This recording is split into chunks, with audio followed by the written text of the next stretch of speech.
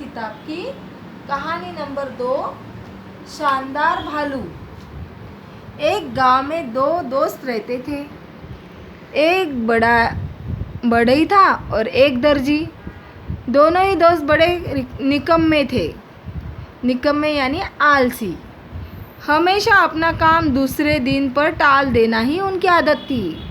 यानी आज का काम कल करेंगे, परसों करेंगे। वह हमेशा यह सोचते कि अगर हम अगले दिन यह काम करेंगे तो अच्छा रहेगा।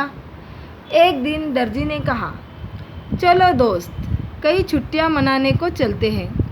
बढ़ई मान गया और दोनों दोस्तों ने अपनी अपनी दुकानें बंद की तथा चल दिए।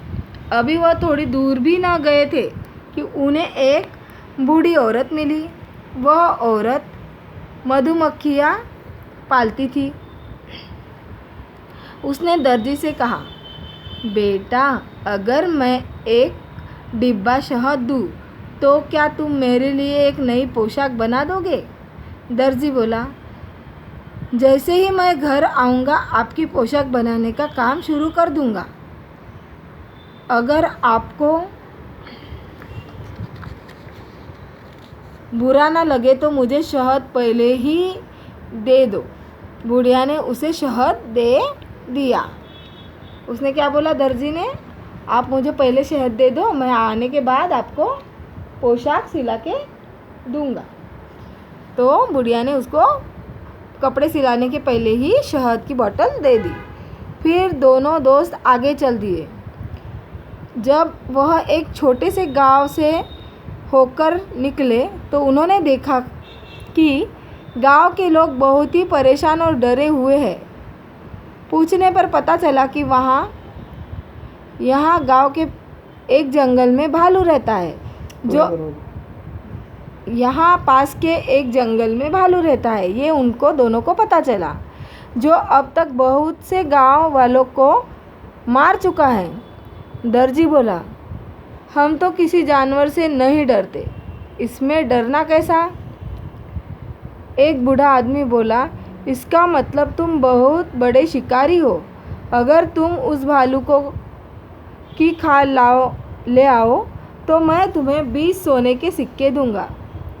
इस पर बढ़ई बोला, आपको भालू की खाल तो कल मिल जाएगी, परंतु आप हमें सोने के सिक्के आज ही दे दो।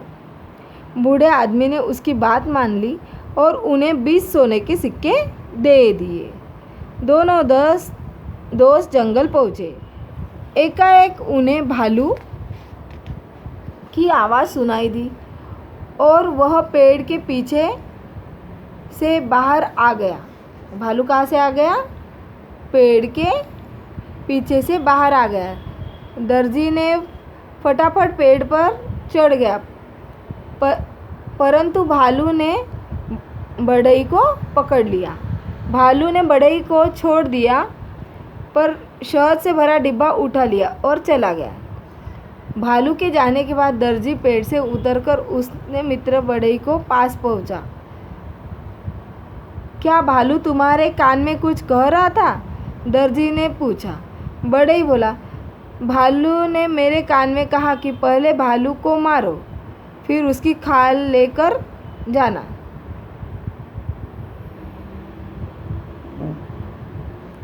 दर्जी बोला, मुझे भी पहले पोशाक बनानी चाहिए थी, उसके बाद ही मुझे शहद लेना चाहिए था।